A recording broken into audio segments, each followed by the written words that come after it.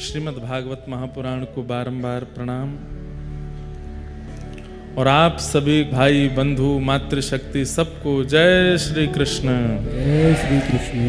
जय सिया राम। जय सिया राम। जय श्रीमन नारायण। जय श्रीमन। जय जय श्री राधे। जय श्री। अजब कुमारी, आहा, मुझे उनका एक पद स्मृति में नहीं है, मैं सुना दूं तो कईयों के तो नेत्र सजल हो जाएंगे। श्रीनाथ जी दर्शन करने के लिए गई गोवर्धन में। जब श्रीनाथ जी विराजते थे, आज से लगभग 500 वर्ष पहले,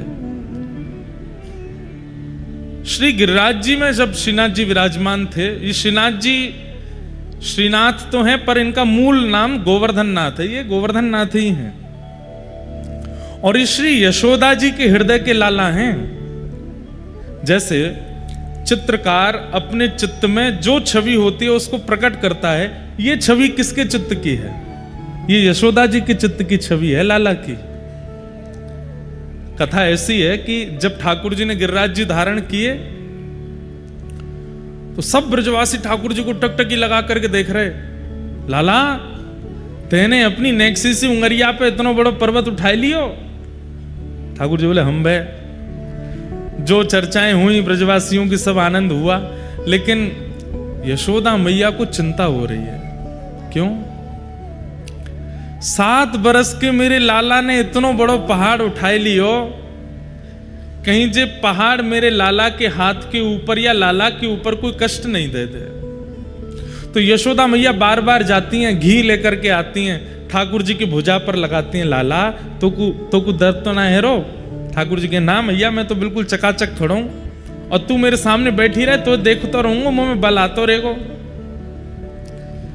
7 दिन 7 रात्रि के गिरिराज धरण लीला उत्सव में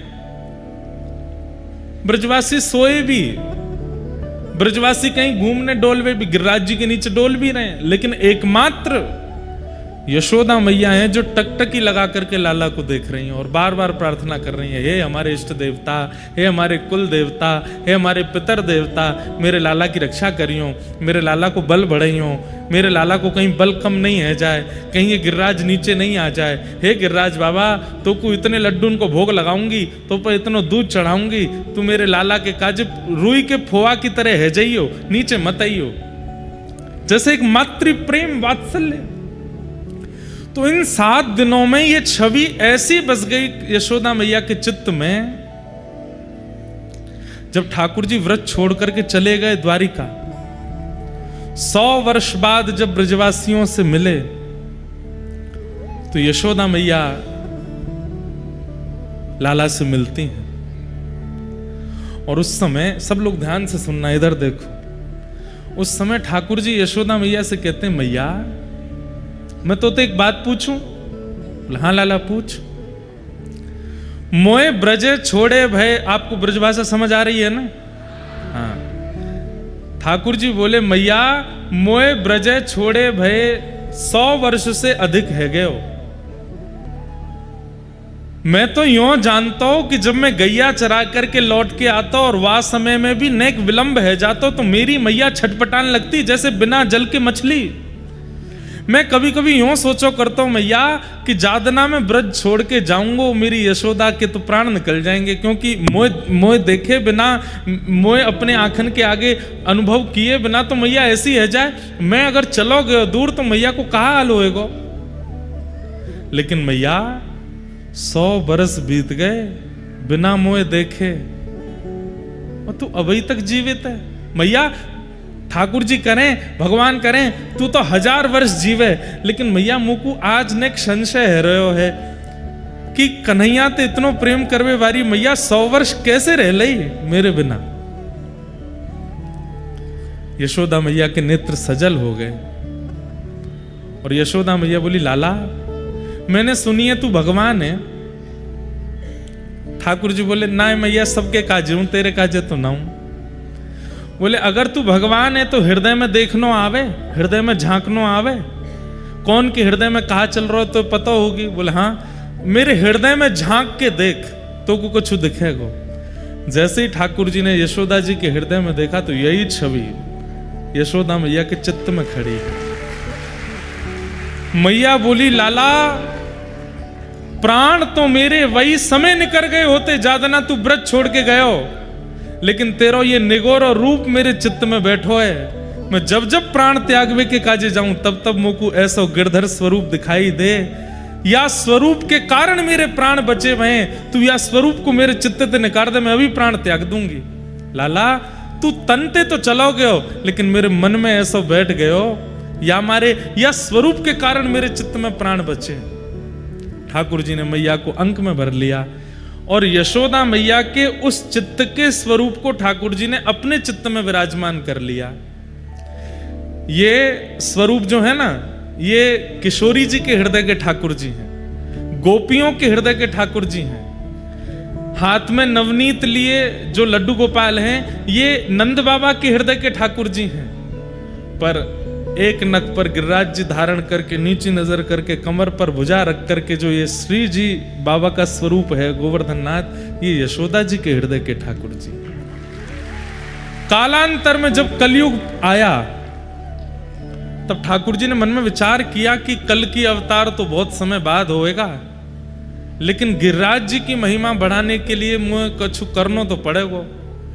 तब ठाकुर जी ने विचार किया और यशोदा जी के हृदय के जो ठाकुर जी हैं उनको श्री गिरिराज जी में प्रविष्ट कराया। और आज से लगभग 550 वर्ष के आसपास पूर्व श्री गिरिराज जी सो भगवान के ये सुंदर विग्रह, जिन्हें हम यशोदा जी के चित्त के ठाकुर जी कहते हैं, श्रीनाथ जी प्रकट हो गए और प्रकट होकर के पूरे विश्व को दर्शन दे रहे हैं।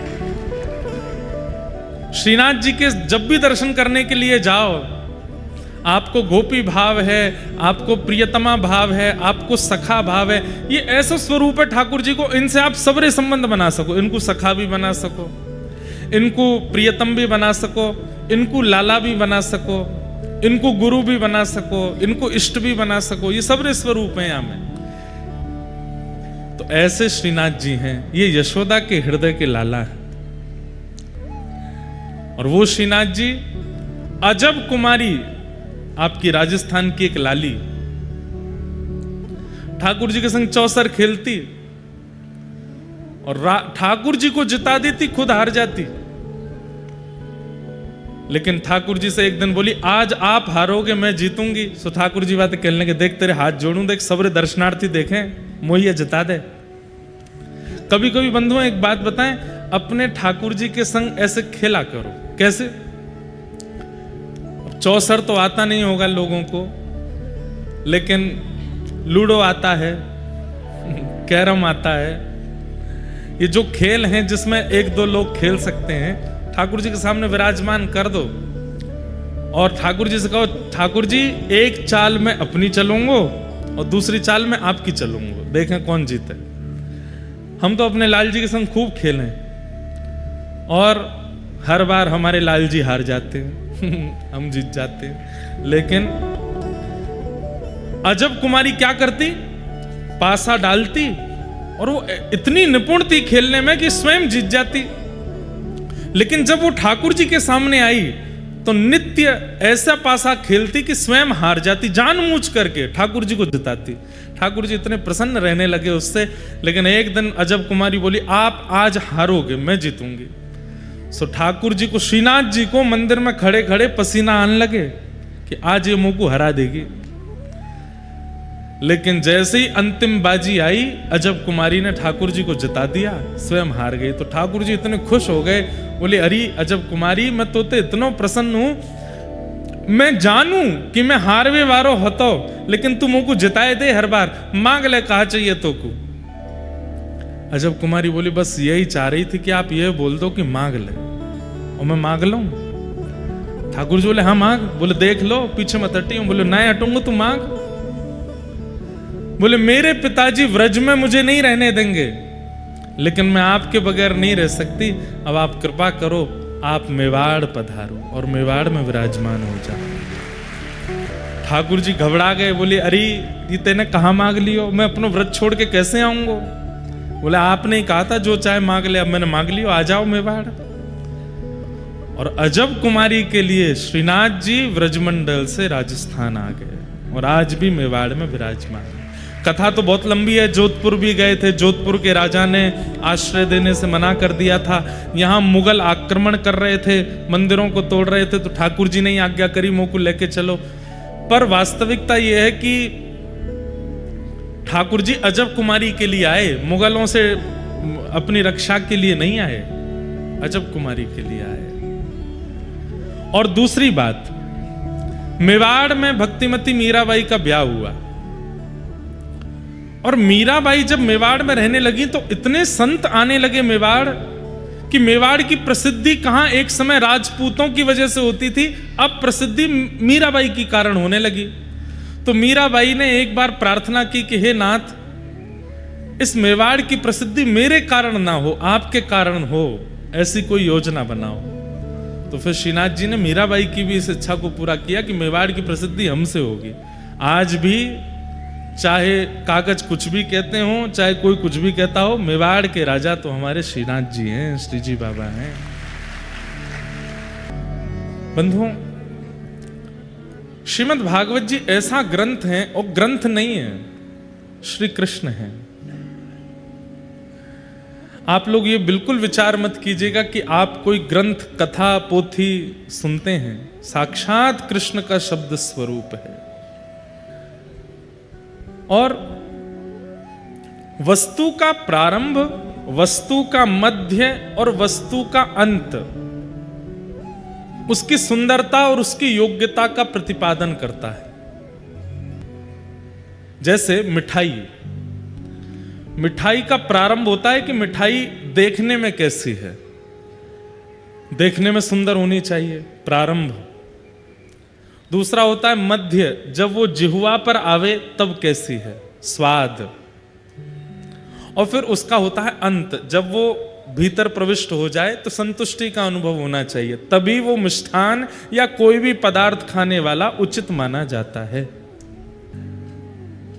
सीधी बात, व्यंजन का दर्शन सुंदर हो, आधी तृप्ति उससे होती है। व्यंजन का स्वाद सुंदर हो, बच्ची कुछ तृप्ति उससे होती है। और फिर व्यंजन तृष्णा पूर्ण कर दे, तब वो व्यंजन अति श्रेष्ठ हो जाता है, फिर बार बार उसकी इच्छा होने लगती है। ठीक वैसे ही श्रीमद् भागवत जी का आदि, मध्य और अंत, तीनों में एक बात की प्रधानता है, सत्य। क्या? सत्य। श्रीमद् भागवत जी के प्रारंभ में ना कृष्ण की आराधना है, ना राम जी की आराधना है, ना शंकर जी की आराधना है, ना नारायण की आराधना है, ना किसी देवी की आराधना है। कितना वर्सेटाइल है श्रीमद् भागवत का स्वरूप। प्रारंभ भी करते हैं किससे? बोले सत्यम परम धीमहि, जो भी परम सत्य है मैं उसे प्रणाम करता हूं। कोई नाम नहीं कहा गया। अगर कोई कहे कि हम तो अन्य पंथ के हैं, अन्य मजहब के हैं, हम भागवत जी कैसे सुने? आइए देखिए, श्रीमद् भागवत जी में किसी एक देव का प्रारंभ में नाम नहीं है। सत्यम परम धीमहि, और सत्य को सब वंदन करते हैं। चाहे आप किसी भी पंथ के हो, मजहब के हो, जाति के हो, बिरादरी के हो, कोई भी हो, सत्य का वंदन सब करते हैं। इसलिए भागवत जी सबके लिए हैं। इस बात का प्रमाण वेदव्यास जी ने प्रारंभ में सत्य को वंदन किया। सत्यम परम धीमहि। व्यक्ति भले ही सब लोगों से झूठ बोलता हो, लेकिन खुद की सुनने की बारी आती है तो उसको भी सत्य ही सुनना है। वो अपने लिए झूठ बर्दाश्त नहीं कर सकता। महा झूठा व्यक्ति जो केवल झूठ ही बोलता है, सब लोग इधर देखिए, बहुत ध्यान से सुनिए, जो केवल मिथ्या ही बोलता है, झूठ ही बोलता है, असत्य संभाषण ही करता है, जब उसकी सुनने की बारी आती है वो भी असत्य स्वीकार नहीं करता। इसका मतलब क्या है? सत्य सर्वग्राही है, सबको चाहिए सत्य, और उसी सत्य का यहां पर वंदन किया और इस बात से प्रमाणित कर दिया कि परमात्मा इज इक्वल टू कौन? जो परम सत्य है वो परमात्मा है, हम सत्य नहीं है। हम सत्य नहीं हैं, इसीलिए मृत्यु के बाद राम नाम सत्य कहा जाता है। राम नाम सत्य क्यों कहा जाता है? हमारे यहां अर्थी पर ले जाते हुए कहते हैं, करोड़ों का मालिक था, एक से एक गाड़ियां थीं, बड़ी बड़ी बिल्डिंग्स थीं, इतने सारे बच्चे थे, इतना सब कुछ था, लेकिन आज कुछ भी नहीं। क्या जा रहा है अंत में? राम नाम सत्य है। ना ये सत्य रहा, ना इसकी कमाई सत्य रही, ना इसका नाम सत्य रहा, ना इसका जीवन सत्य रहा, कुछ भी सत्य नहीं रहा। अंत में राम ही नाम सत्य है। और दूसरा कारण राम नाम सत्य बोलने का ये होता है कि जितने जीवित लोग हैं उनको सुनाया जाता है, सुन लीजिए, सत्य संसार में केवल राम का नाम है, केवल कृष्ण का नाम है। हमारे शास्त्रों में एक श्लोक कहा जाता है, बहुत सुंदर श्लोक है, और उस श्लोक में इतना सुंदर सत्य वर्णन किया गया है। कहते हैं, धनानि भूमौ पशवश्च गौष्ठे। शास्त्र आज्ञा करते हैं कि धन जहां है वहां रखा रह जाएगा, भले ही आपने जीवन भर खून पसीना, एक रातों की नींद उड़ाई है उस धन को कमाने के लिए, लेकिन जब जाएंगे तो वो धन इतनी दया नहीं करेगा कि मेरे लिए बेचारे ने इतनी मेहनत की, इसके साथ तो जाऊं मैं ना। धनानि भूमौ पशवश्च गौष्ठे। अपनी ड्रीम गाड़ियां खरीदी, जो भी कुछ कमाया जीवन में, लिया नया नया, वो भी केवल अपने गराज में खड़े रह जाएंगे। वो भी नहीं आएंगे कि भाई चलो हमारे स्वामी जा रहे हैं, हम भी चलें साथ में। आप कहेंगे महाराज जी ये तो सब निर्जीव हैं। निर्जीवों की बात मत करो, जीवितों की बात करो। तो शास्त्र आज्ञा करते हैं, धनानि भूमौ पशवश्च गौष्ठे भार्याग्रहे द्वारी। पत्नी घर के द्वार तक जाती, जिसके साथ फेरे लिए। देखो, कथा ना सत्य बोलती है। कथा में वक्ता, भले ही दंपति सामने बैठे हैं, पति पत्नी कथा सुन रहे हैं, फिर भी यहां सत्य ही बोला जाता है और सबको सुनना पड़ता है। पति के जाने पर या पत्नी के जाने पर, पत्नी जाए तो पति तो चला जाता है शमशान तक, पर पत्नी नहीं जाती। पत्नी घर के द्वार तक जाती, उसके आगे नहीं जाती। क्यों? आपने तो फेरे लिए थे, ब्याह किया था, जन्म जन्म साथ रहेंगे, मरेंगे जिएंगे साथ में, फिर भी पत्नी घर के द्वार से आगे नहीं जाती। आप कहेंगे महाराज जी पत्नी तो आई थी 25 साल के बाद, 25 साल पहले जो मेरे साथ थे वो तो मेरे साथ जाएंगे। तो कहते हैं जनश्मशाने, वो भी केवल शमशान तक जाते। कहां एक कील लगने पर, थोड़ी सी चोट आ जाने पर पूरा घर भागता था, अरे बाबू को लग गई, लगाओ इसको, कुछ चोट लग गई, ये हो गया वो हो गया, ठीक करो, ये नहीं होना चाहिए, वो नहीं होना चाहिए, डॉक्टर साहब इसको ठीक करो। और उसकी मृत्यु हो जाने पर वो भी केवल शमशान तक साथ जाते हैं, उसके आगे नहीं जाते। आप कहेंगे महाराज जी 25 साल तक शरीर के लोग साथ में थे, लेकिन ये देह, ये शरीर तो मां के गर्भ में मेरे साथ में था, ये शरीर तो सबसे पहले से मेरे पास है। तो देहश्चितायाम, देह भी केवल चिता तक जाता है। और जल करके वायु वायु में मिल जाती है, जल जल में मिल जाता है, अग्नि अग्नि में मिल जाती है, पंचभूत जो हमारे अंदर हैं सब बिखर जाते हैं, सब अपना अपना अंश लेकर के चले जाते हैं। ये नरक स्वर्ग या वैकुंठ गया कौन? शरीर तो यहीं जल गया। और वो जीवात्मा गई भी तो उसको लेके गया कौन? उसके साथ गया कौन?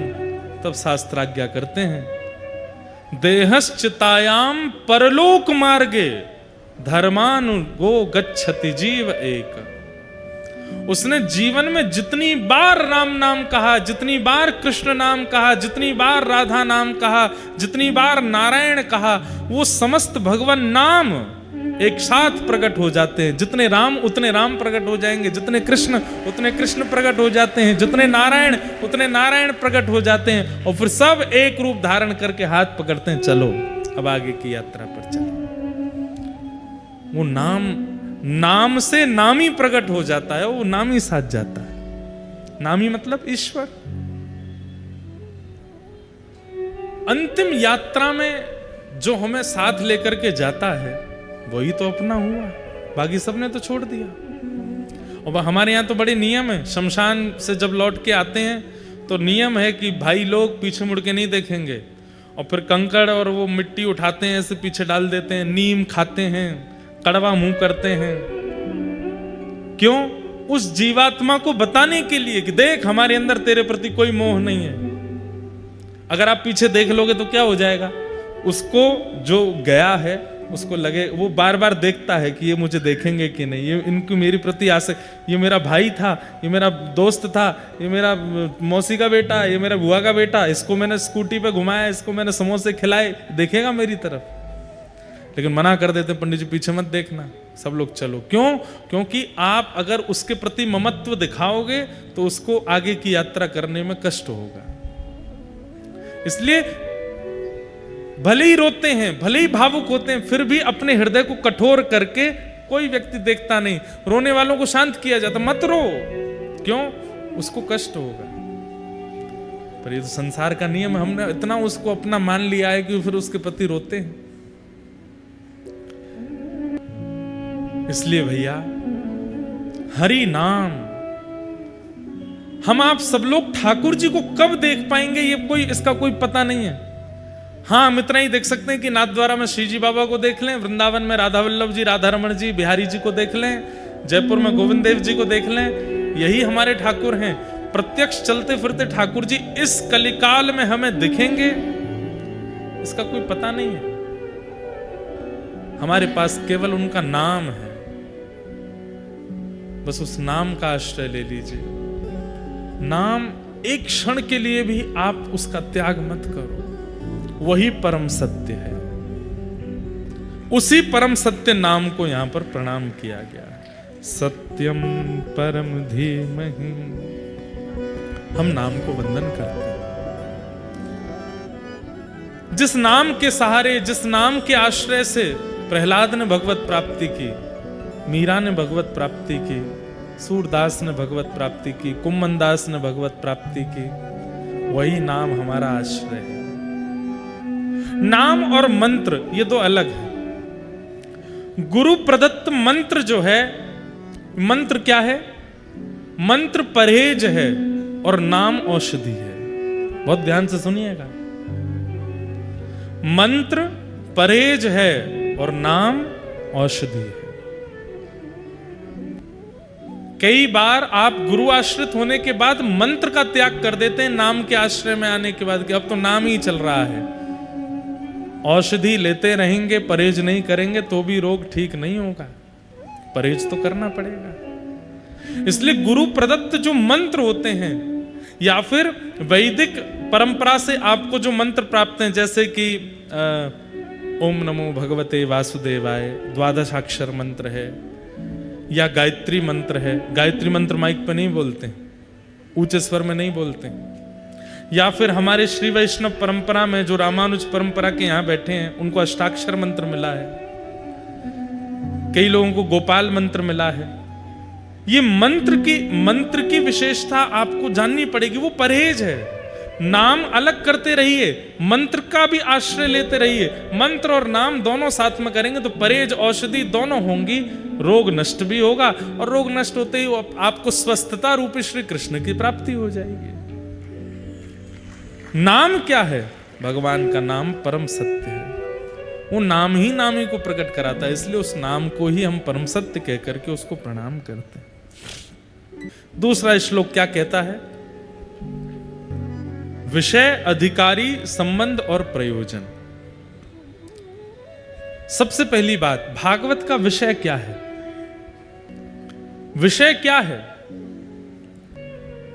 जैसे आप कोई भी थेरेपी कराते हैं डॉक्टर के पास जाकर के, उसका एक आप पूछते हैं इसको कराने से होगा क्या, ऐसे ही भागवत सुनने से होगा क्या, उसका विषय क्या है?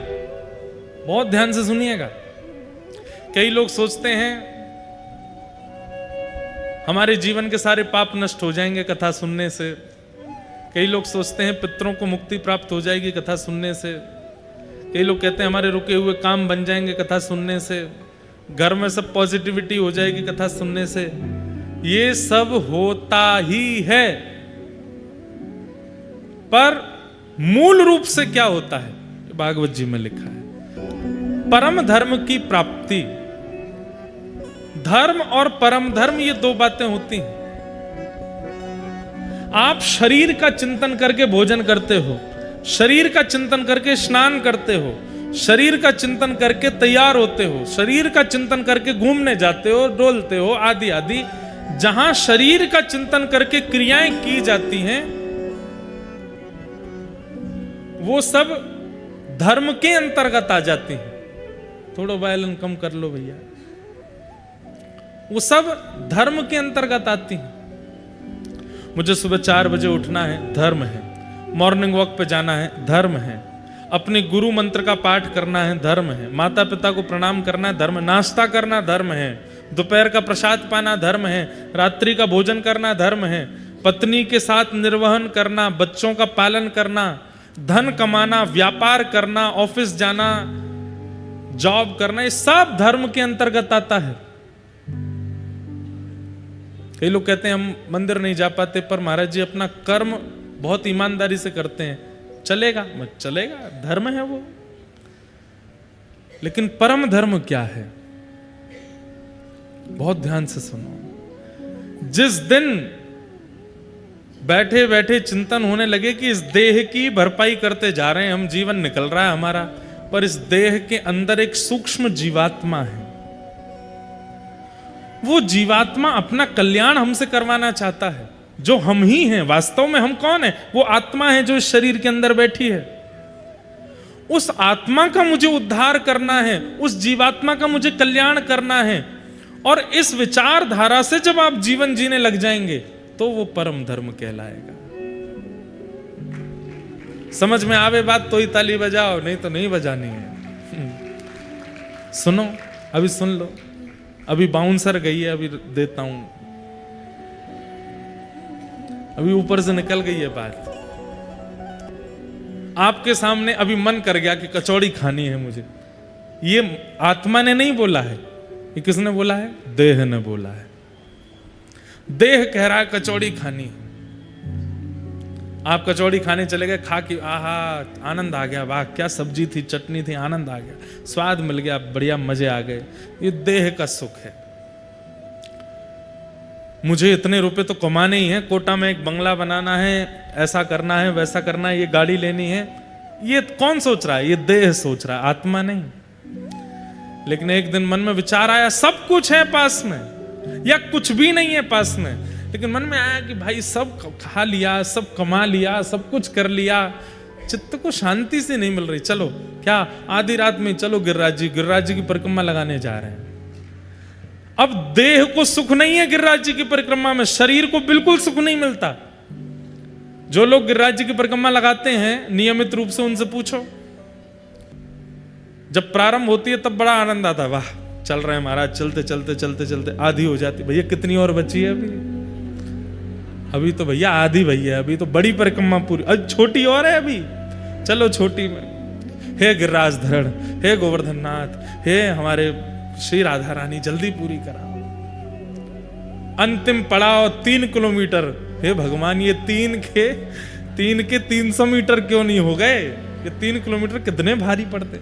शरीर को सुख नहीं है परिक्रमा में। क्यों? क्योंकि शरीर को तो पीड़ा होती है, शरीर को तो छाले पड़ते हैं, शरीर तो थकता है, शरीर तो वहां परेशान होता है, शरीर की अनुकूलता नहीं होती परिक्रमा में। दौड़ते हारते जैसे तैसे, बस ये पहुंच गए, जैसे ही पहुंचे, जय हो हे गिरिराज बाबा, अब लंबे आमेंगे, 6 महीना बाद आमेंगे, अब तो है गई बस। क्यों? शरीर। लेकिन परिक्रमा पूरी होते ही एक अद्भुत सुख का अनुभव होता है। वो सुख शरीर को नहीं होता, शरीर तो पीड़ा में है, वो आत्मा को होता है। वही परम धर्म है, वो परम धर्म कहलाता है। चलो ये तो मैंने कहीं दूसरी बात बताई, एक प्रैक्टिकल बात बताता हूं। कथा में आना ये धर्म नहीं है। शरीर की अगर मानोगे तो शरीर क्या बोलेगा? अरे YouTube पे आ रही है लाइव, चल के जाओ, फिर वहां पर रजिस्ट्रेशन करवाओ, फिर पास मिलेगा, फिर उसके बाद बैठो, अच्छे ब्याज जी हैं 2 बजे बुला लेते हैं, स्वयं 5 बजे आते हैं, वहाँ बैठे रहो चुपचाप, कभी भजन चल रहे हैं, कभी कुछ चल रहा है, कभी बैठे रहो, कभी कोई कहीं से उठ रहा है, कभी कोई कहीं से प्यास लगे तो फिर बाहर जाओ, फिर अंदर आने के लिए मगजमारी करो, हे भाई मेरी जगह पे तू कैसे बैठा। इतनी हड़कम शरीर कहता जान दे सबको, यहीं बैठे रहो। ये रजिस्ट्रेशन पता है क्यों हो रहे हैं? जो वास्तव में शरीर धर्म में रहते होंगे वो आएंगे ही नहीं।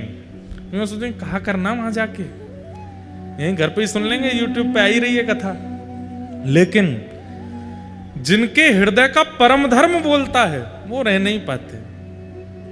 कहते भाई रजिस्ट्रेशन करवाना पड़ेगा, पास लेनी पड़ेगी, मगजमारी करनी पड़ेगी, 1 बजे जाके बैठना पड़ेगा तभी आगे जगह मिलेगी। बैठेंगे लेकिन जाएंगे।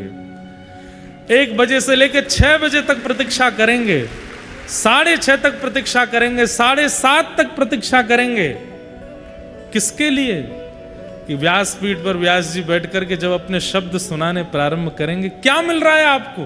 कुछ भी तो नहीं। कोई कचौड़ी तो फेंकना रहो ऊपर से, रसगुल्ला तो लुटाना रहो। काय को बैठे हो इतने आराम से, इतने ध्यान से, इतने धैर्य पूर्वक, इतने आनंद में? जब मैं यहाँ प्रवेश करा मुझे तो डर लग रही थी, मैं 2-4 तो यूं गुर्रामेंगे। बढ़िया आए व्यास जी, इतनी देर लगा दी। हम पायलट से कहे मैंने जल्दी उड़ाए दो यार, वो महाराज जी जितनी स्पीड है उतनी तो चलूंगा मैं।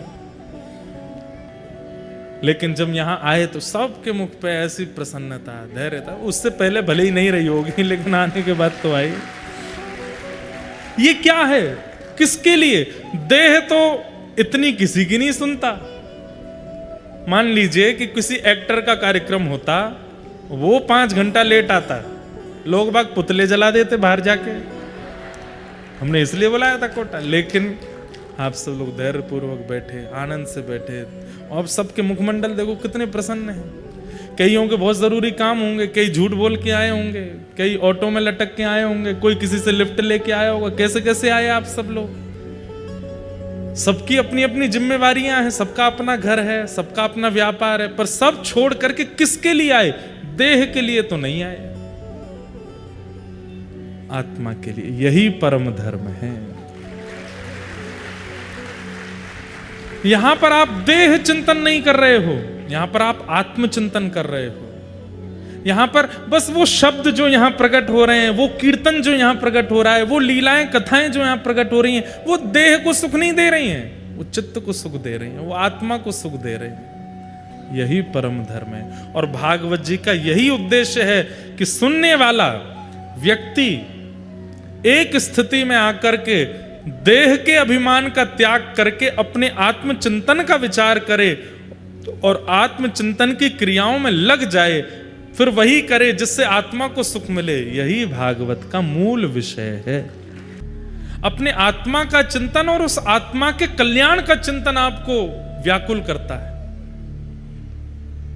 चाहे वो संतों के दर्शन से हो, रसिकों की वाणी से हो, कीर्तन से हो, कथा से हो, परिक्रमा से हो, किसी भी स्थिति से हो। क्षमा कीजिएगा, अगर नाथ द्वारा जाने के पीछे उद्देश्य ये है कि कल मेरा एग्जाम है या 1 महीना बाद एग्जाम है, श्रीनाथ जी को प्रणाम कर आऊं, पास हो जाऊं, तो यहां पर भी आप देह सुख के लिए गए हो, आत्मा का नहीं है। वहां पर आप किसी संत के पास आशीर्वाद लेने जाते हैं कि सब जीवन में मंगलमय हो जाए, ब्याह हमारा अच्छा हो, बालक हमारे पढ़े लिखे बढ़िया हो जाए। यहां पर भी देह सुख है, यह भी आत्म कल्याण नहीं है। वृंदावन हो, जगन्नाथपुरी हो, नाथद्वार हो, कहीं भी आप जाते हैं और वहां पर सूक्ष्म एक ये भाव आ जाता है आपके चित्त में कि मेरा ये काम बन जाए या ये हो जाए या ये हो जाए, वो सब देह सुख में आ जाता है। वो फिर आत्म कल्याण नहीं है। कोई आपसे पूछे श्रीनाथ जी क्यों जा रहे हो, बोले पता नहीं, बस मन कर रहा है देखने का, ये आत्म कल्याण है। बस श्रीनाथ जी को देखना है, अपने चित्त में विराजमान करना है, एक झलक उनकी दिख जाए बस, मैं उन्हें ना दिखूं वो मुझे दिख जाए बस। किस लिए? अपने चित्त को शांति देने के लिए, चित्त को सुख देने के लिए। वही परम धर्म है और भागवत जी का वही विषय है। आज सुबह जब मैं जा रहा था तो भक्तमाल जी पढ़ता हुआ जा रहा था, एक इतने सुंदर राजा की मैंने कथा पढ़ी उसमें। बंधु नित्य एक नियम बना लीजिए, जैसे कई आजकल के युवा नॉवेल्स पढ़ते हैं, बुक्स पढ़ते हैं, इंस्टाग्राम चलाते हैं, फेसबुक चलाते हैं, एक सदग्रंथ पास में रखा करो, उसमें से भले एक पेज पढ़ो जरूर, इतना सुख मिलेगा आपको, ऐसी ऊर्जा मिलेगी आपको, और इतना कुछ नया मिलता है कि बस आनंद आ जाता है। तो एक राजा की कथा पढ़ रहा था, जगन्नाथपुरी के एक राजा थे। कहते हैं कि नित्य जगन्नाथ महाप्रभु का महाप्रसाद उनके यहां आता था। ध्यान से सुनना, महाप्रसाद आता था, और राजा जगन्नाथ जी से इतना प्रेम करते थे कि प्रेम से महाप्रसाद आते ही पहले दंडवत प्रणाम करते थे प्रसाद को, और फिर उसको स्वीकार करते थे। बंधुओं, एक आपको हम नियम बता दें, चाहे एकादशी हो, चाहे आपका कोई भी व्रत हो, किसी भी तीर्थ का यदि प्रसाद घर आता है तो प्रसाद के प्रति नियम कैसा होना चाहिए।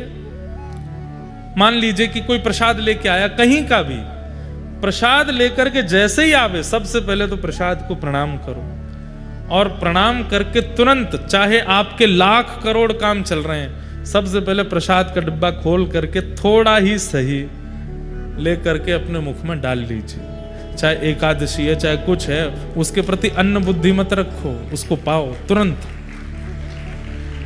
शास्त्रों में कहते हैं, आपने कहा अच्छा प्रसाद रख दीजिए, थोड़ी देर में पाऊंगा, अगले क्षण प्राण निकल गए तो नहीं पा पाओगे, अगले क्षण का भरोसा है। जैसे ही प्रसाद दिखे तो दौड़ करके जाना चाहिए, बोले पहले पवा दो, कहीं मेरे प्राण निकल रहे हो, उससे पहले जगन्नाथ जी मेरे भीतर चले जाएं। प्रसाद का मतलब, जिस तीर्थ का प्रसाद आया वो तीर्थ के ठाकुर जी ही आए हैं प्रसाद में बैठ के, उनको तुरंत स्वीकार करना चाहिए। चैतन्य महाप्रभु कहते हैं, महाप्रसादे गोविंदे, जगन्नाथ महाप्रभु का जो भात प्रसाद है उसका एक एक तिनका जगन्नाथ जी का स्वरूप है। तो राजा का नित्य नियम था, जैसे प्रसाद आता तो प्रणाम करते, उसको पाते और फिर अपने क्रिया में लगते। लेकिन आज वो अपने एक मित्र के साथ में चौसर खेल रहे थे, और चौसर में ऐसी बाजी चल रही थी कि अब अगली बाजी में पता चल जाएगा कि राजा हार रहा है कि जीत रहा है। तो राजा को तो अपनी जीत प्यारी, तो पासा मल रहे थे, उसी समय महाप्रसाद आया। जैसे ही महाप्रसाद आया तो पंडित जी रोज आते महाप्रसाद लेकर के, राजन जगन्नाथ महाप्रभु का महाप्रसाद आया। तो राजा इतना ज्यादा ध्यान लगा करके खेल रहा था, उसने एक हाथ में पासा लिया, महाप्रसाद को प्रणाम किया, और फिर रुकिए अभी लेता हूं, और फिर से पासा खेलने लगे। तो पुजारी जी को नित्य का नियम तो पता था राजा का, लेकिन आज का जो व्यवहार था ये पुजारी जी को अच्छा नहीं लगा। बोले बताओ, पासा इतना जरूरी है, वो चौसर इतना जरूरी है कि महाप्रसाद को कह दिया रख दो, पाएंगे। थोड़ी देर तो पुजारी जी वहां खड़े रहे, लेकिन राजा हंस हंस करके खेल रहा था, इतना मगन था उसमें। पुजारी जी प्रसाद वापस ले गए अपने साथ। जब खेल पूरा हुआ, राजा जीत गया, हंसा, उठ करके अपने मित्र को हृदय से लगा, आज तो बड़ा आनंद आया खेल में, बड़ा बढ़िया। थोड़ी देर बातचीत हुई, मित्र जब चले गए तो राजा ने तुरंत पूछा, वो महाप्रसाद आया था कहाँ है? तो सैनिकों ने बताया, पंडित जी खड़े रहे थोड़ी देर, पता नहीं, फिर ले गए अपने साथ। राजा दौड़ करके गए पंडित जी के पास, बोले आज आप महाप्रसाद वापस क्यों ले आए? तो पंडित जी की आंखें लाल पड़ी थी, बोले कि राजन, ये महाप्रसाद कोई अन्न नहीं है, कोई दाल भात नहीं है, कोई सामग्री नहीं है, साक्षात जगन्नाथ जी हैं। और जगन्नाथ जी किसी के द्वार पर आते हैं, और जिसके द्वार पर गए हैं वो दूसरे कार्य में व्यस्त है। जगन्नाथ जी किसी के यहाँ ऐसे खड़े होकर के प्रतीक्षा नहीं करेंगे, इसलिए मैं उनको वापस ले आया, तुमने अपराध किया। तो राजा को इतना आत्मग्लानि हुई, अपराध बोध हुआ कि मैंने ऐसा क्यों किया। तो राजा ने, अब 2-3 दिन हो गए, प्रसाद पावे नहीं, सोवे नहीं, उसको आत्मग्लानि हो रही है। ब्राह्मणों की कुछ टोली अपने यहाँ बुलाई, और आज सुबह ही मैंने ये कथा पढ़ी, इसलिए सुना रहा हूं। तो सब ब्राह्मणों से पूछे, अगर कोई व्यक्ति द्वार पर खड़े ठाकुर जी का अपमान कर दे, अपना नाम नहीं लिया, ये राजा का विवेक देखो, अपना नाम बोलूंगा तो ये लोग अच्छा बात बताएंगे। जैसे कोई व्यक्ति कह दे मेरे से भैया ये अपराध हो गया, तो सामने वाला ये तो कहेगा कोई बात नहीं भैया, सब हो जाता है, ठीक है, सब गंगा जी स्नान कर लो, हो गया सब ठीक, ये प्रायश्चित करा लो, संतों को भोजन करा दो, ब्राह्मण भोजन करा दो। तो राजा बोला अगर मैं कहूंगा कि मैंने अपराध किया तो ये सारे मेरे को कोई ना कोई युक्ति बताएंगे, अपने लिए ना पूछ करके किसी अन्य के लिए पूछता हूं। तो राजा ने कहा अगर किसी के द्वार पर भगवान आए हों और जिसके द्वार पर आए वो व्यक्ति ठाकुर जी का अपराध कर दे, अपमान कर दे, तो उसका दंड क्या होना चाहिए? हमें उसको क्या दंड देना चाहिए, ये बता दीजिए। तो पंडित जी बोले अगर कोई भगवान का अपराध करता है तो राजा को उसका त्याग कर देना चाहिए, चाहे वो प्रजा में से हो, चाहे परिवार में से हो, कोई भी हो। ठाकुर जी का अपराध करने वाले को राजा को एक ही दंड देना चाहिए, क्या? उसका त्याग करो। राजा बोले ठीक है, अब आप जा सकते हैं। अब राजा मन में क्या विचार कर रहे हैं? मैंने इस हाथ से अपराध किया, अब मैं इस हाथ का त्याग करूंगा, इसको कटवाऊंगा। मैं कैसे कटवाऊं? स्वयं तो काट नहीं पाऊंगा, अपने हाथ को कैसे काटूंगा? किसी और से कहूंगा तो कोई काटेगा नहीं। तो राजा ने क्या युक्ति बनाई, मतलब देखिए कैसी भगवत परायणता है राजा के चित्त में। 2-3 दिन से जानबूझ करके अपना चेहरा ऐसे बनाया कि बहुत चिंता में है। मंत्री जी ने 3 दिन बाद बड़े संकोच में पूछा, राजन आप बहुत चिंतित दिखते हैं, क्या बात है?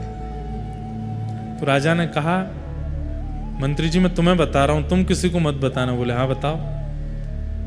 रात में एक प्रेत मेरे कक्ष में आता है और उसका रूप स्वरूप नहीं दिखता, तो वो हल्ला करता है और खिड़की में से केवल अपना हाथ मुझे दिखाता है और उसको देख करके मैं बहुत चिंतित होता हूं, भयभीत होता हूं, सामने आता नहीं है। उसकी मुझे बड़ी चिंता हो रही है, वो क्या करना चाह रहा है मैं समझ नहीं पा रहा। मंत्री बोले आप इतनी सी बात, आप चिंता मत करिए। बोले तो हमारी कुल देवी हैं, उनका खड़ग मैं लेकर के आऊंगा, उस खड़ग की नित्य पूजा होती है और उस खड़ग को लेकर के मैं आपके कक्ष में सो जाऊंगा। आज रात में जैसे ही वो प्रेत अपना हाथ दिखाएगा मैं उसका हाथ काट दूंगा। राजा बोले हाँ ठीक है, तुम ये काम कर देना। मंत्री जी नीचे सो गए। राजा चुपचाप उठ करके गए, बाहर जाकर के खिड़की में से हल्ला करके जैसे ही अपना हाथ अंदर किया, मंत्री जी ने खड़ग उठा करके हाथ काट दिया। रक्त की पिचकारी निकलने लगी, लेकिन राजा तो प्रेमाश्रुओं से रो रहा था, आनंद कर रहा था। मंत्री जी ने उठ करके देखा, बोले अरे ये कोई प्रेत नहीं है, तो हमारे राजा साहब हैं। चरणों में गिर गया, बोले भगवान आपने ऐसा क्यों किया? तो बोले इस हाथ ने ठाकुर जी के प्रसाद का अपराध किया, इस हाथ का मैं कैसे अपने पास रख सकता हूं, इसलिए इसका त्याग करना था, इसलिए मैंने कटवा दिया। महाप्रभु जगन्नाथ मंदिर में खड़े खड़े व्याकुल हो गए राजा की इस दशा पर। तुरंत अपने पुजारी जी को कहा कि सुनो अभी इसी वक्त उस राजा को लेकर के आओ। राजा के पास गए तो हाथ कटा हुआ है, मल्लम पट्टी लगा रखी थी। मंदिर बोले ठाकुर जी ने स्वप्नादेश किया है, आपको बुलाया मंदिर में। ठाकुर जी के सामने गए तो महाप्रभु जगन्नाथ जी अपनी ब्रह्म वेदी पर ऐसे झूम रहे थे। राजा बोले नाथ आज मुझे लगता है कि मेरी सेवा पूर्ण हो गई। बोले क्यों? जैसे मेरे महाप्रभु के हाथ हैं, आज मेरा हाथ भी वैसा ही हो गया है। आपकी भुजा नहीं है, मेरी भी भुजा नहीं है, मैं भी वैसा ही हो गया हूं। लेकिन नाथ मैं आपको प्रणाम करता हूं। जैसे ही ठाकुर जी के सामने दंडवत किया, राजा का वह हाथ पुनः प्रकट हो गया। ठाकुर जी बोले मैं तुमसे बहुत प्रसन्न हूं, तुम्हारी इस भगवत परायणता पर मैं इतना प्रसन्न हूं, आज के बाद ऐसा कुछ मत करना, क्योंकि तुम्हारे चित्त में जो प्रेम मेरे प्रति है वो अद्भुत है। देह का चिंतन यदि व्यक्ति करता है तो धर्माधिकारी माना जा सकता है, लेकिन जब व्यक्ति अपने चित्त का चिंतन करता है और वो चित्त के कल्याण की भावना में सदा लगा रहता है, वही व्यक्ति परम धर्माधिकारी माना जाता है। और श्रीमद् भागवत यही करती है कि धर्म से उठा करके अब परम धर्म की ओर ले जाती है। ये भागवत का विषय है। कथा सुनने वाला व्यक्ति देहाभिमान से उठ जाता है, फिर उसको चिंता होती है कि मेरे चित्त का कल्याण होना है, मेरी आत्मा का कल्याण होना, और उसके कल्याण के लिए मुझे कुछ करना पड़ेगा। भागवत का विषय। दूसरी बात, भागवत का अधिकारी कौन है? परम धर्म के मार्ग पर चलने के लिए कौन सा ऐसा व्यवहार है जो आपको अपने चित्त में लाना पड़ेगा? बहुत ध्यान से सुनना। चित्त में काम है, क्रोध है, लोभ है, आदि आदि दोष हैं, आलस्य है, क्रोध है, मोह है, रहने दो, कोई बात नहीं। इन सबके सहित भी आप परमाधिकारी बन सकते हो। लेकिन एक दोष ऐसा है, वो अगर आपके चित्त में है तो आप परम धर्म के मार्ग पर कभी नहीं आ पाओगे। मतलब परम धर्म मतलब भक्ति के पथ पर आप कभी नहीं आ पाओगे अगर ये दोष आपके अंदर है तो। कौन सा दोष? निर्मत सराणाम सताम, दूसरे की उपलब्धि से ईर्ष्या होना। ईर्ष्या का दोष यदि किसी के चित्त में है, वो ठाकुर जी का अधिकारी नहीं बन पाता। बंधुओं देखिए, काम, क्रोध, लोभ, अभिनिवेश, अहंता, ममता, चिंता आदि आदि जो दोष हैं, इन सब का पता हमको लगता रहता है और दूसरों से हम इस बात को शेयर भी कर लेते हैं कि मेरे अंदर क्रोध बहुत है, मेरे अंदर काम बहुत है, मेरे अंदर ये दोष बहुत है। लेकिन ईर्ष्या का दोष जो होता है, इसको हम सबसे छुपाते हैं। यहां पर बैठे हर व्यक्ति को किसी से ईर्ष्या होती है। उसकी बात होती है तो आप विचलित हो जाते हैं, उसकी बात मत करो मेरे सामने। उसके बारे में कुछ अच्छा सुन लेते हैं, अरे यार तुम क्या जानो, उसकी सच्चाई तो मुझे पता है, वो तो ऐसा है, वो तो ऐसा है, वो तो ऐसा है, 10 बातें बुरी बोल देते हैं। ये ईर्ष्या का जो दोष है ना, अगर ये आपके चित्त में है तो आप चाहे कितना भी नाम कर लो, कितना भी भजन कर लो, कितनी भी कथा सुन लो, कितना भी आप नियम कर लो, ठाकुर जी आपको कभी नहीं मिलेंगे। भैया, नाम का, कथा का, परिक्रमा का, जप का, नियम का फल क्या है कि चित्त से ईर्ष्या खत्म हो जाए। अरे हम तो कहते हैं आज ही चिंतन करो, किसका नाम सुन के ईर्ष्या होती है, किस व्यक्ति की बातें सुनकर के ईर्ष्या होती है आपको। 7 दिन कथा सुनो और 7 दिन बाद उस व्यक्ति का फोटो देखना खोल के फोन में। अब ईर्ष्या नहीं हो रही, अब तो अच्छा सा लग रहा है, तो समझ जाओ कथा ने लाभ किया है, कथा ने फायदा कर दिया है। वो व्यक्ति सामने आकर के खड़ा हो जाए और आपके मन में आए, यार जीवन भर में इसके अंदर दोष ही दिखता रहा, लेकिन इसमें भी दोष नहीं है, गुण ही है।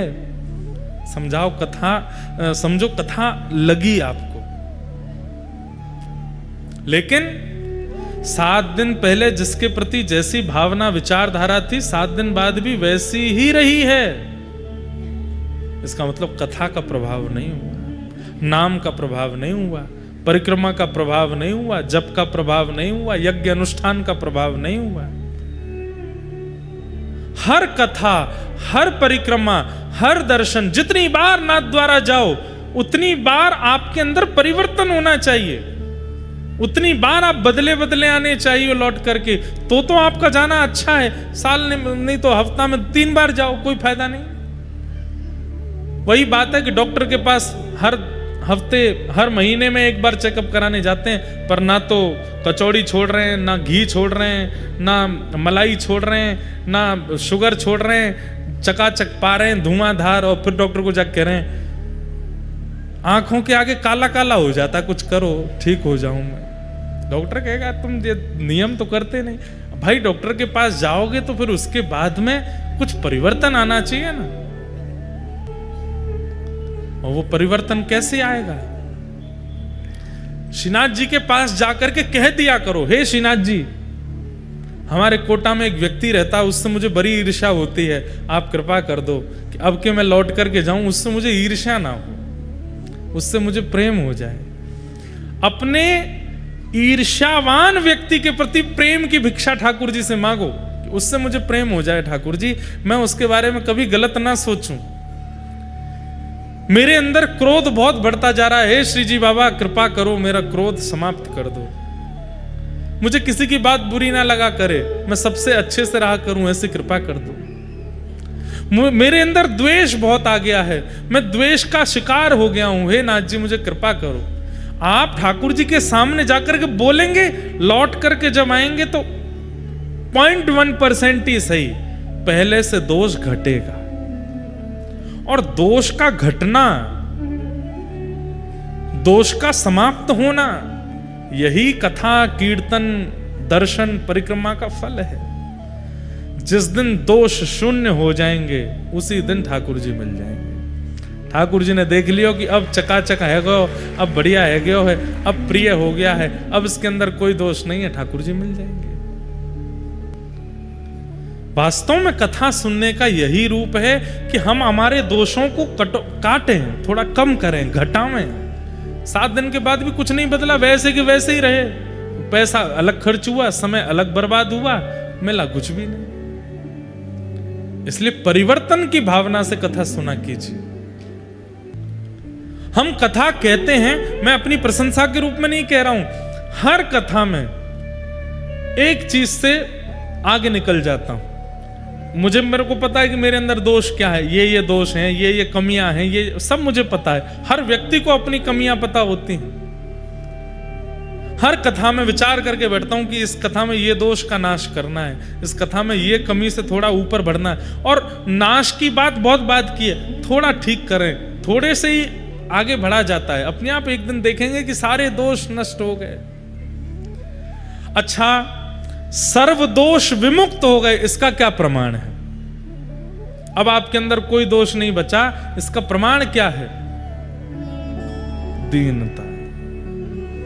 जिस दिन झुकने लग जाओ, जिस दिन दीनता चित्त में आ जाए, जिस दिन सरलता चित्त में आ जाए, जिस दिन कम बोलने का मन हो, मुख पर एक मधुर सी प्रसन्नता रहती है, बस सुनने की इच्छा होती है, ना ज्यादा किसी को समझाना, ना ज्यादा किसी से बोलना, ना ज्यादा किसी से मतलब रखना, बस अपने चित्त से आनंदित रहना, प्रसन्न चित्त होकर के विचरण करना और अत्यंत दीन होना। सामने कोई आ जाए, देख जरा सा भी बड़ा व्यक्ति है, उसी को प्रणाम कर लेते हैं, उसी के सामने झुक जाते हैं, उसी को वंदन कर लेते हैं, समझ जाओ दोष विमुक्त हो रहे हो। कथा यही करती है, निर्मत सराणाम सताम। तो इसलिए अगर आपके अंदर ईर्ष्या है, सबसे पहले उसी की चिकित्सा करो। काम बाद में, क्रोध बाद में, लोभ बाद में, आलस्य बाद में, मोह बाद में, सब बाद में, पहले ईर्ष्या की चिकित्सा हो। ईर्ष्या इतना बड़ा पत्थर है, नाली में ब्लॉकेज हो गया, क्यों? भीतर कुछ भारी फंसा हुआ है। डंडा डाल करके उसको निकाल दो, सारा पानी अपने आप चला जाता है, जितनी गंदगी है सब अपने आप चली जाती है। अब आप क्या कर रहे हैं? नाली फंस गई है, अच्छा बहुत दुर्गंध आ रही है, क्या करो? परफ्यूम डाल दो। परफ्यूम डाल दोगे 5 मिनट के लिए सुगंधी रहेगी, उसके बाद फिर दुर्गंध आएगी। अब भी दुर्गंध आ रही है, अब क्या करें? उसमें तीर्थों का जल मिला दो। अरे भाई, बढ़िया डंडा लेकर के आओ, नाली के भीतर डालो, कुछ फंसा है उसको निकालो, सारा पानी निकल जाएगा, अपने आप स्वच्छ हो जाएगा। ठीक वैसे ही हम में अत्यंत दोष हैं, और वो अत्यंत दोष कभी कभी हमको ही पीड़ा देने लगते हैं। तो हमको लगता है कि यार काम बहुत है, क्रोध बहुत है, मोह बहुत है, आलस्य बहुत है, ये सारे अवगुण मेरे अंदर बहुत हैं, अब मैं क्रोध को कम करूंगा, अब मैं लोभ को कम करूंगा। अरे भले आदमी, ईर्ष्या है भीतर, पहले उसको निकालो। ईर्ष्या रूपी पत्थर जैसे ही निकलेगा, जमा हुआ जितना भी गंदगी है, जमा हुआ जितना भी जल है, दुर्गंध है, धीरे धीरे सब समाप्त हो जाएगा। ईर्ष्या का नाश करो। व्यक्ति क्या करता है? काम पर वर्कआउट कर लेता है, क्रोध पर वर्कआउट कर लेता है, पर ईर्ष्या को रहने देता है। इसलिए बार बार बार बार बार बार दोष जन्म लेते रहते हैं। भागवत जी ने पहले ही आज्ञा कर दी कि ईर्ष्या दोष को नष्ट करो। श्रीमद् भागवत क्या कराती हैं? कृष्ण से संबंध कराती हैं। ठाकुर जी कोई अपने लगने लगते हैं, ठाकुर जी से एक नाता लगने लगता है। कथा सुनने के बाद में कई लोगों को ऐसा होता है कि मंदिर जाते हैं ना, आंखों में अपने आप पानी आ जाता है, ठाकुर जी को देखेंगे अपने आप नेत्र सजल हो जाते हैं। ऐसा जिसके साथ भी होता है, ठाकुर जी को देख के, धाम में जाकर के, वैष्णव को देख करके, कथा में आकर के, या भगवत संबंधी किसी भी चर्चा को सुनकर के नेत्र सजल होते हैं, उसके लिए ये पंक्तियां हैं। क्या? मीराबाई पूर्व जन्म में माधवी नाम की गोपी हैं। जब मीरा बनकर के आई मेड़ता में, बचपन से उनकी स्थिति ऐसी, कथा में जाती हैं रोती हैं, संतों को देखती हैं रोने लगती हैं, ठाकुर जी का विग्रह देखती हैं तो रोने लगती हैं। उनके घर वाले पूछते हैं मीरा तू रोती क्यों? बोले मुझे ही नहीं पता, इनको देख के रोना आता है बस। क्यों? क्योंकि हम नहीं समझ पाते हैं, पर ठाकुर जी से हमारा पूर्व का कोई नाता है, कोई संबंध है। हम या तो पूर्व जन्म में ठाकुर जी के बहुत अति सामीप्यवर्ती कुछ रहे हैं, ठाकुर जी के सखा रहे होंगे, ठाकुर जी की कोई गोपी रहे होंगे, और नहीं तो गैया रहे होंगे, ठाकुर जी के आसपास घूमने वाली कोई चैंटी रहे होंगे, ठाकुर जी को देखा होगा। इसलिए अब उनकी लीला, चर्चा, गुण ये सब सुनकर के भावुकता होती है चित्त में, क्योंकि हमारा शरीर नहीं जानता, आत्मा तो एक ही रहती है ना। वही चैंटी के अंदर थी, वही गैया के अंदर थी, वही ग्वाल बालों के अंदर थी, और वही आज शरीर के अंदर है। आत्मा थोड़ी बदलती है। उसको पता है कि मेरा इनसे संबंध है। एक राजा थे, उनका नाम था कुलशेखर। क्या नाम था? कुलशेखर। उनका नियम था कि वो राम कथा सुनते थे नित्य, पर राम कथा में सीता जी का हरण का प्रसंग जब भी आता था कथा में, उनकी आंखें लाल पड़ जाती थी, मुख लाल पड़ जाता था, और तलवार अपनी ढूंढने लगते थे, धनुष बाण कहाँ हैं ढूंढने लगते थे। तो पंडित जी समझ गए कि भाई इनके सामने सीता हरण की कथा नहीं कहनी है। तो पूरी राम कथा होती, लेकिन रावण ने सीता जी का हरण किया ये नहीं बोलते थे। वो उसके बदले कुछ बोल देते थे, सीता जी भटक गई, खो गई, लंका पहुंच गई, ऐसे कुछ कह देते थे। एक बार पंडित जी बीमार पड़ गए, उन्होंने अपना बेटा भेजा, बोले तुम कथा सुनाया और राजा को। अब उसको नहीं पता था कि इनके सामने रावण ने सीता जी का हरण किया, ये सुनाना नहीं है। वो तो आंख बंद करके सुनाता चला गया। बोले कि महाराज राम जी तो वन में मृग के पीछे दौड़े, दूर से राम स्वर सुनाई दिया तो लक्ष्मण जी भी दौड़े, लक्ष्मण रेखा बना करके चले गए। इतने में ही लंकापति रावण एक ऋषि का रूप धारण करके आया, भिक्षा मांगने लगा। जैसे ही सीता जी भिक्षा देने आई, हाथ पकड़ करके उसने तुरंत अपने पुष्पक अपने विमान में बिठाया, ले जा करके लंका में उनको बंदी बना लिया।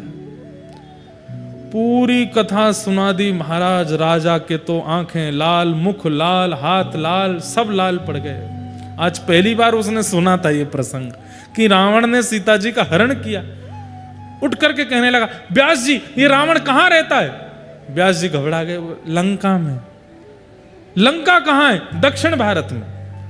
तुरंत अपने सेनापति को बुलाया, अपने सब, अब कलिकाल में, और बोला इसी वक्त हमारी जितनी सेना है सबको तैनात करो, सबको धनुष बाण आदि सहित तैयार कर दो और निकल पड़ो दक्षिण की ओर। तो सेनापति पूछने लगे चढ़ाई कहां करनी है? बोले लंका के ऊपर। सीता जी का हरण करके ले गया है रावण, उसका वध करके आएंगे। अब वो पंडित जी घबराए, बोले अरे महाराज वो तो, पंडित जी आप बैठे रहो, आपकी दक्षिणा मिलेगी पूरी पूरी, पहले सीता जी को लेके आऊं मैं।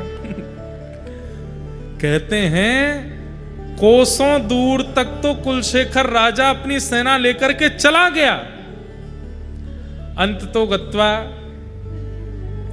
सेनापति आदि बोले कि इतना धन खर्च होगा, इतनी सेना लेकर के जाना, इनके भोजन प्रसादी के प्रबंध करना, और लंका में रावण कोई है ही नहीं है, और ये महाराज जी लेके जा रहे हैं पूरी सेना, और उनका क्रोध बिल्कुल कम नहीं हो रहा है। रात भर योजना बनाते हैं, लंका का नक्शा कैसा है, हम कैसे प्रवेश करेंगे भीतर, समुद्र पार कैसे करना है, सारी योजनाएं बनाते मंत्रियों के साथ। मंत्री घबराते हैं, बोले कि ये भगवान ये इनका क्या होगा। रात भर मंत्रियों ने बैठ के राम जी से प्रार्थना करी, हे राघव जी अब आप ही हमें बचाओ। 4-5 दिन की यात्रा जब हो गई, राजा तो पूरे आवेश में लंका की ओर दौड़ रहा है। तभी बीच मार्ग पर देखते हैं, आहा प्रभु श्री राम साक्षात प्रकट हो गए बीच मार्ग में, और मार्ग में प्रकट होकर के बोले राजा रुक जाओ रुक जाओ रुक जाओ। कमल नैन, नील स्वरूप ठाकुर जी का। और तभी थोड़ी देर में देखते हैं कि गोरे गोरे वदन के श्री लक्ष्मण जी भी आ गए, और तभी थोड़ी देर में देखते हैं कि आहा तप्त कांचन गौरांगी श्री जानकी जी भी आ गई।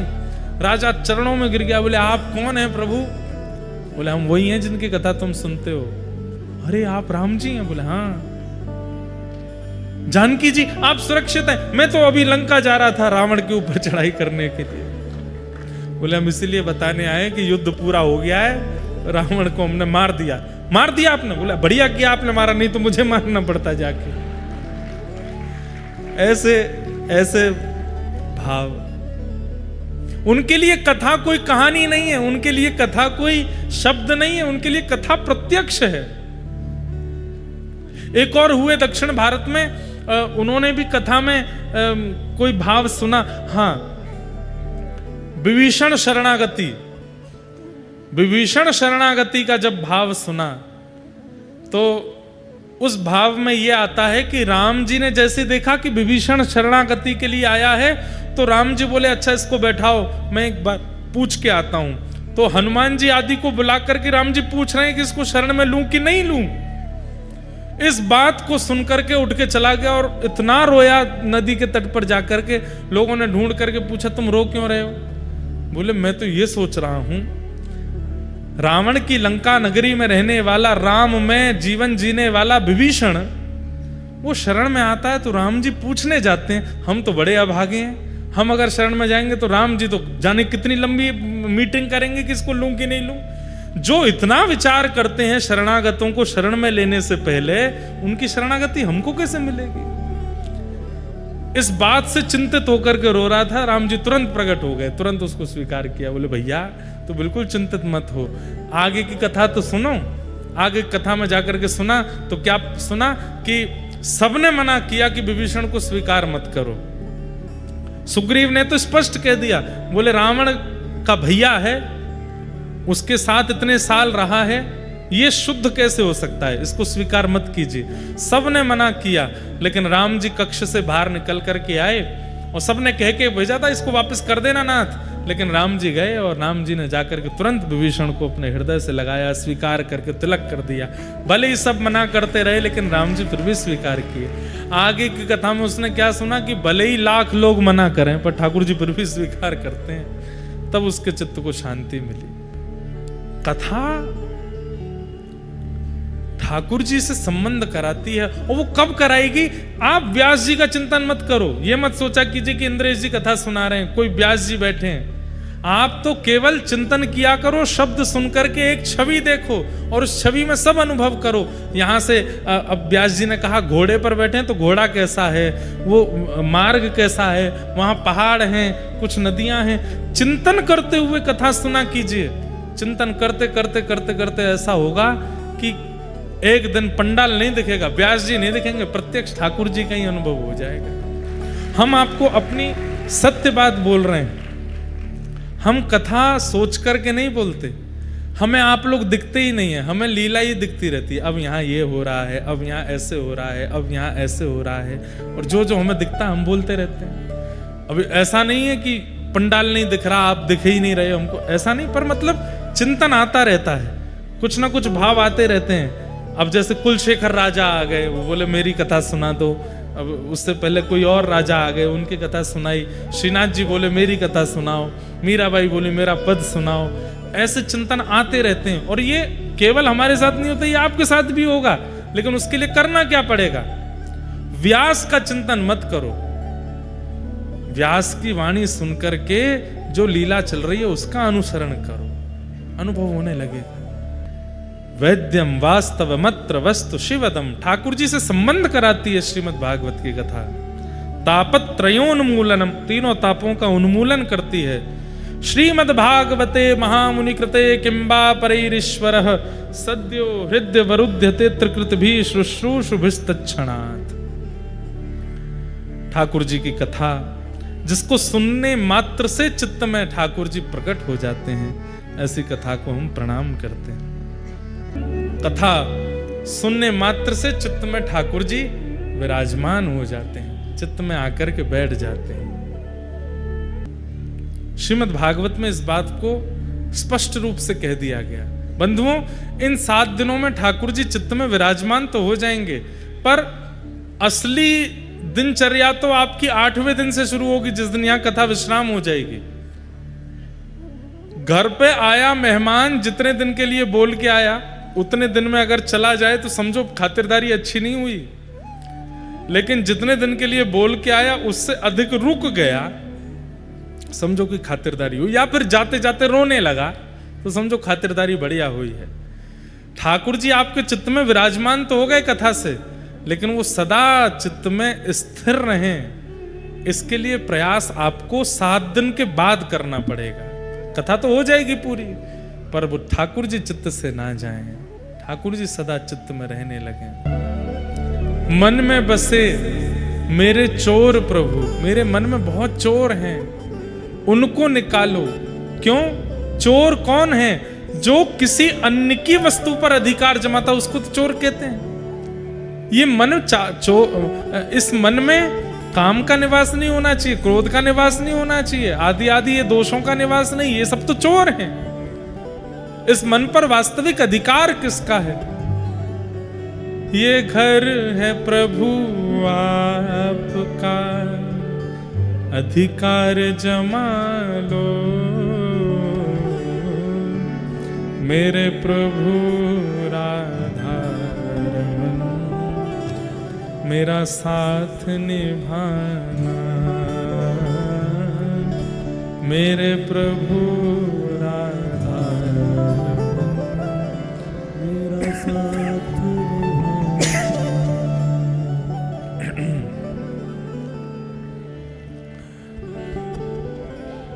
हमारे व्रज में किशोरी जी से प्रार्थना करते हैं, श्रीमद् भागवत में बताए गए नियमों से बन सकती है।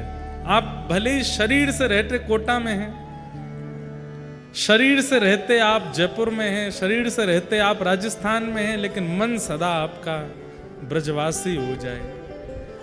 मैं ब्रजवासी उन्हें कम मानता हूं जो शरीर से ब्रज में रहते हैं।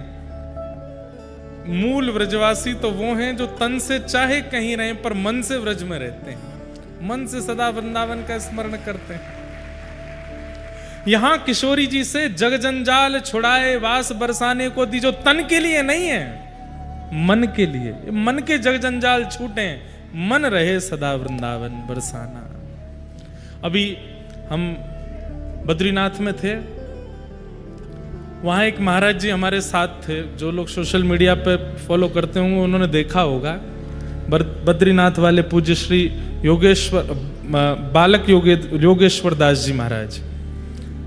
आज भी सुबह बागेश्वर धाम में वो साथ में ही थे। तो आप विश्वास नहीं मानेंगे, महाराज जी की आयु अभी 60-70 के आसपास होगी। आज तक वृंदावन नहीं गए, आज तक। राधा कुंड में रहते हैं, गोवर्धन में, या फिर बद्रीनाथ में रहते हैं। 2 ही स्थान है उनके, या तो राधा कुंड गिरिराज जी या बद्रीनाथ, पर आज तक वृंदावन नहीं गए। बाहर से ही वृंदावन को प्रणाम करते हैं, वहीं से निकल जाते हैं। लेकिन आप उनके पास बैठेंगे, उनसे जब चर्चा करेंगे, नेत्र सजल रहते हैं और श्री वृंदावन को याद करते रहते हैं। वृंदावन की एक एक स्थिति उनको पता है, व्रज कैसा है, वृंदावन में राधा वल्लभ जी, बिहारी जी, राधा रमण जी कैसा आनंद करते हैं, कैसा सुख करते हैं, वृंदावन में कौन सी गली है, परिक्रमा कैसी होती है, सब पता है उनको, लेकिन वृंदावन नहीं जाते। मैंने कि बाबा क्यों ना जाओ? बोले ज्यादा ना जाऊंगो, फिर आऊंगो नहीं लौट के, वहीं रह जाऊंगा। बोले जीवन में एक बार वृंदावन जाऊंगा। आज भैया गए थे ना हमारे साथ, केशव भैया, वो भी दर्शन करके आए, बद्रीनाथ वाले पूज्य महाराज जी। अरे बालकों बैठ जाओ, ओ लाला, मैया तेने का ठानी मन में, बालक छोड़ दिए वन में, ले जाओ भैया कौन के हैं ये। तो बच्चे मिल गए, मैया खो गई हैं। हाँ ले जाओ, 2-3 लोग उठा के ले जाओ, एक प्लेग्राउंड बनवा दो बगल में। तो क्या बता रहा था मैं? हाँ, तो पूज्य महाराज जी बड़े छुपे रहते हैं, ज्यादा प्रचार में नहीं रहते, पर उनसे आप जब भी वृंदावन की चर्चा करोगे